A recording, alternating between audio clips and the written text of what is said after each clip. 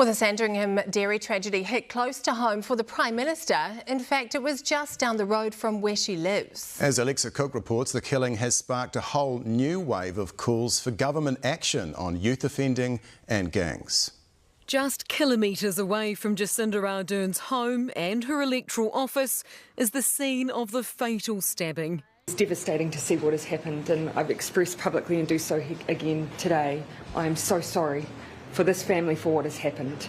But sorry isn't enough for some. This needs to be a turning point for the government. So far they've deflected, they've defended, they've done everything but actually help the people who are victims. The government is soft on crime. I've completely disagreed with that statement all the way through, and I just point to the record. We have not lessened any of the penalties that exist.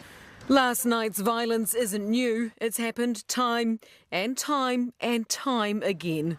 There is no police assistance anymore. There are no neighbourhood support police in our area. However, the government says police numbers have increased, and it's met with business owners, heard their concerns and taken action.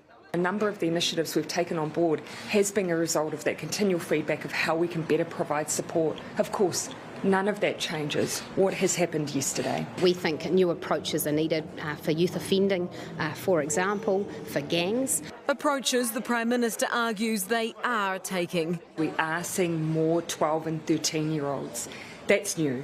And so that's where some of our interventions have been focused. The Police Minister today also defending actions taken, saying there's been significant progress with fog cannons, security alarms, bollards and roller doors. Of course, I would have liked to have seen some of that happening sooner, but I am confident that that work is now, as we indicated, accelerating.